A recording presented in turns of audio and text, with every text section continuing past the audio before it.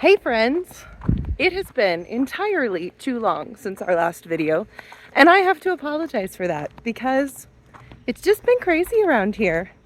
So let's see, a few days after our last video, we had 26 meat chickens we were raising out, and we had them butchered and processed, and so we have all this meat now in our freezer, which is awesome.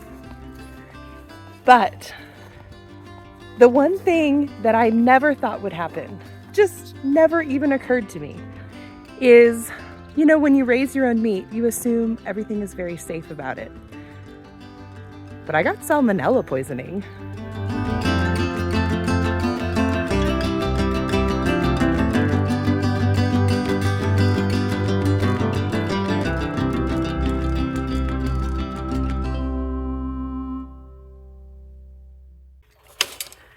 Now, I never, ever expected that I would get something like food poisoning from the food that we grow here. And to be really honest, it was probably just either I forgot to clean a counter, maybe I, touched my face after I was, piecing out chicken pieces. I don't know. Surely I made some mistake somewhere, and it was really very innocent, but it was surprising all the same. Hi, sweet bandit. So it was something new for me to learn that, just because you raise things at home does not make them instantly better for you. There are still precautions you should take. Hi, sweet boy. Are you trying to say hi to the people? So anyway, I have been recovering from that, and it was a little bit of a brutal recovery. I've had food poisoning before, but never to that extent. It was rough. But anyway, on the mend now. My apologies for the lack of video the last couple of weeks. We have so much to show you guys as far as changes to the farm, so come along, let me show you some stuff. First things first, I gotta show you all these cuties in here. Look how big these babies are getting. You guys are huge, and you're making a big mess. Oh my goodness. So our baby bunnies are no longer babies anymore. They're full-on teenager bunnies now. We, in fact, have had another litter of bunnies already because Mama over here, she breeds like a rabbit. So that's how it goes. Especially in colony setup, that's just something you kind of have to be aware of, is rabbits are going to breed, basically back to back in colony setup. So you have to be super, super aware of the condition of your females because you don't want them just constantly being drained if their body can't handle it. So far, this was just our mama's second litter, and she's doing really, really well. So come take a look. Hi, little ones. Oh, you're peeking out. Oh my goodness. If I didn't know y'all were sleeping happily, I would think every one of you was dead. So these baby bunnies were born almost a full week ago now, and they're doing really, really well. But, oh my goodness, you're so cute. Yes, you're so cute. But I have to tell you the full story, guys, because it was rough. Okay, so coming off of salmonella poisoning, our rabbit had a litter and we were super excited about it. She was nursing them, it was great. And then one day, so she had 9 babies. And one day I came out and there were only 8. And I thought, that's crazy. Sometimes the babies are nursing on mom and mom maybe gets startled or just is over it and hops out. And if a baby doesn't let go fast enough, they can get dragged out of the nest. And unfortunately, these guys, imagine, this is a week old right here with eyes closed, really doesn't move around at all. So imagine, a newborn, 1 or 2 days old. If they get out of the nest, they're out of the nest. Mama's not putting them back. They're in the wild, they're going to get eaten. So excuse me, flies everywhere. They're so distracting.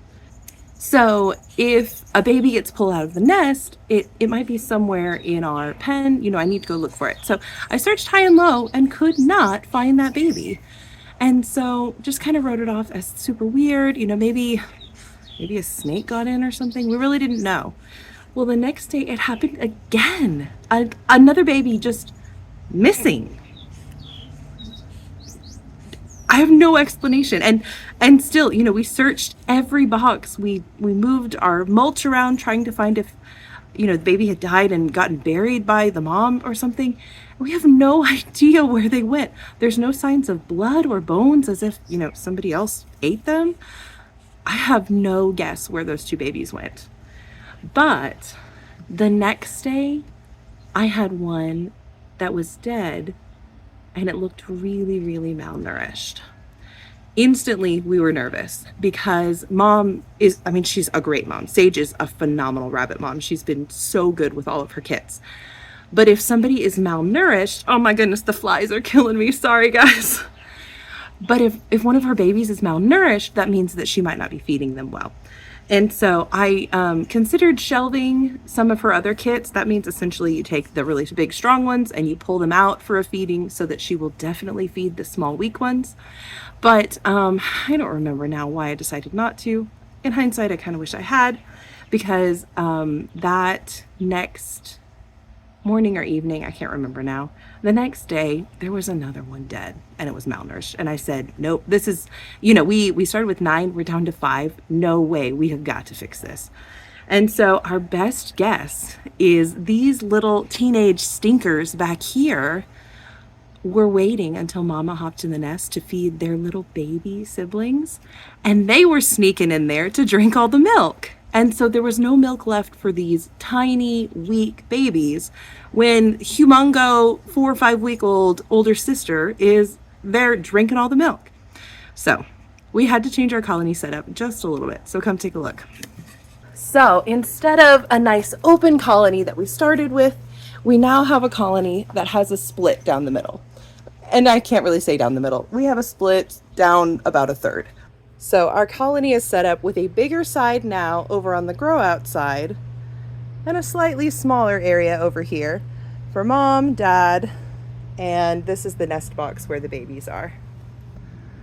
So while I'm kind of bummed that we don't have this big open colony where they can be jumping around, running about all the time, you know what? It's worth it for the safety of these little ones, because literally the day that we put up this fence, those sweet little baby bellies were full. I mean, they were clearly getting a lot more milk. So really no question in my mind that the stinkers back here were stealing all the milk.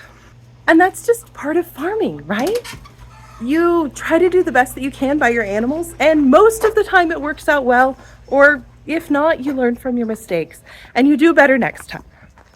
And that's definitely what we've learned with our rabbits. We still love the colony setup. I absolutely never want to go to cages. I just love the really natural feeling of having our rabbits being able to run around. They can play and dig in the dirt.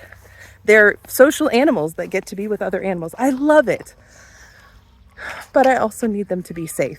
And, you know, normally our teenager bunnies would be long gone by now. They would have gone off to live their own lives in the wild. If we're going to keep them contained in a colony, we've got to do some measures to make sure that mama weans them so that their, you know, baby siblings can also get some milk when they need it. All right, next project, we just bought some feed and I've got to get it unloaded from the truck.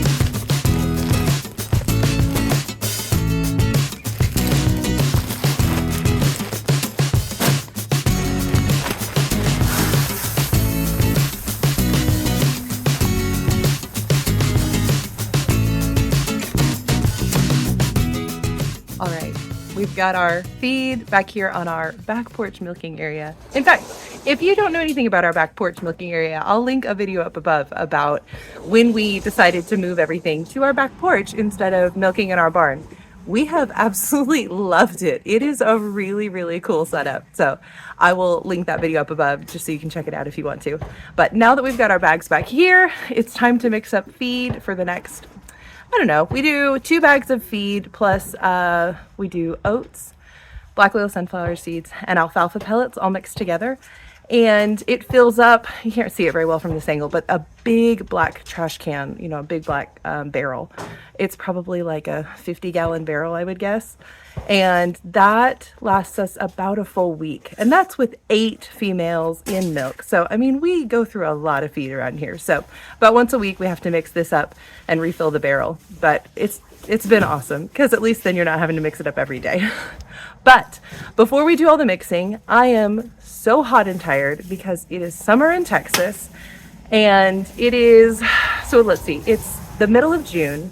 So summer is really just hitting in full force now and it's about 95 degrees today. So it's pretty brutal, you guys. We, because it is so hot, even in the mornings, it's like 75 degrees or so. That's like the coolest it gets overnight. And so our air conditioning in the house is running nonstop. And when I come out to milk these ladies, even first thing in the morning, it's hot. I'm sweaty from milking in the morning, at the crack of dawn. It's hot. So we got ourselves a really nice fan that we're going to add to our back porch to help it stay just a little bit cooler while we're milking in the mornings.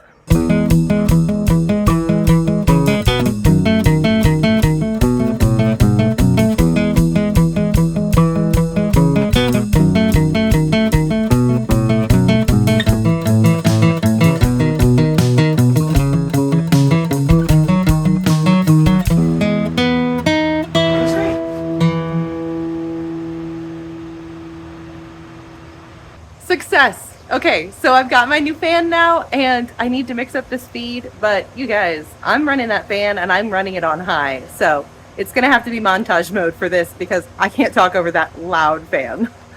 Our feeding mixture for our dairy goats definitely used to be a bit more precise than it is nowadays, but what I found was the ladies really didn't like some parts of their feed. And in all honesty, I would rather them eat feed that's not quite as exactly what I want, as opposed to them being picky and not eating at all. And what we found was those girls love just the plain old dairy goat pellet. It's a super high protein goat feed, which is what these ladies need when they're in milk anyway. And so if they'll eat it, I'm happy to feed it to them. Whew, okay, did it.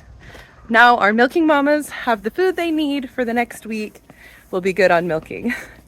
But I have more to show you guys because you know me, I can never have enough animals, right? All right, now hear me out on this one because there is logic behind it. So I was doing calculations months ago about how many boys we have. Now, when it comes to our goats, girls typically get either kept or sold to other families to be milkers. Boys have to be phenomenal if they want to be kept, because the reality is each doe I'm going to get milk from or I'm going to get babies from, there's some benefit, but I can use one buck and service, 10, 20 does. So I just don't need that many. I don't need a 1-to-1 ratio on males. So boys around here, unless they're just stellar, phenomenal, they go in the freezer. And so we raise them out, they have a lovely life, but they get banded and they go to the freezer. So I was doing my calculations on what our family needs as far as having enough meat for next year and realized I don't have enough boys. And so I needed something that we could grow out to put in the freezer. And just so happens, I saw somebody who lives nearby who was getting rid of some of their sheep. So here we have the newest additions to our farm, our 3 new lambs. They don't like people. But you know what? Whether they want to be my friend or not is no big deal to me. They are not going to be around here for all that long. These guys are going in the freezer at the end of the year. And so we just want them to have a really awesome life while they're here on the farm. Bye, sheep. See you later.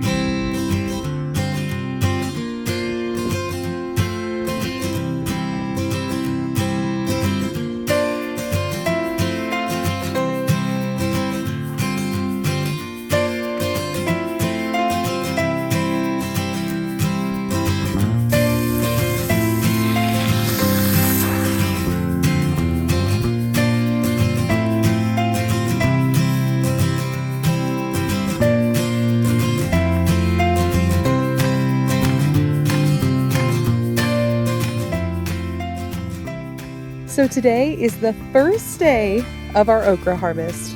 Okra is by far one of my favorite plants to grow because it loves this Texas heat.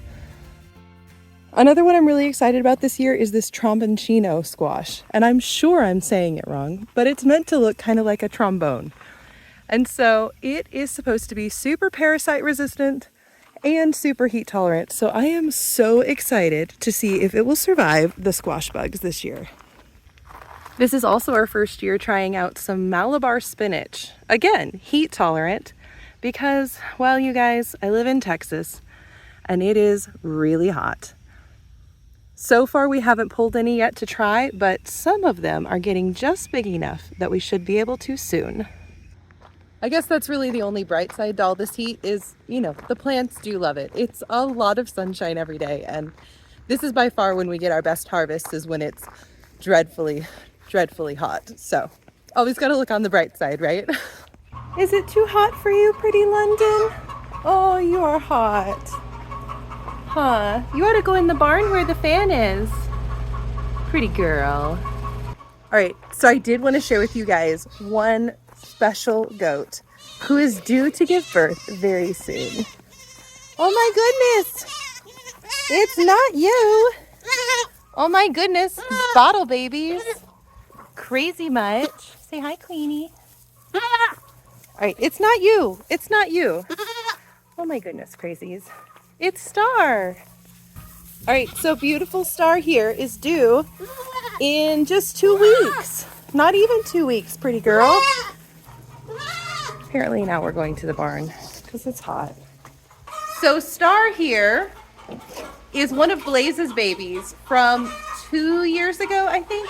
And so she is a first freshener. And so I cannot wait to see what she does. But I've got to say, being from Blaze, who the last 2 years has had 4 and then 3 babies, I'm so happy that Star's belly is really not that big. So I'm thinking probably just 1 or 2 in there, which is so good.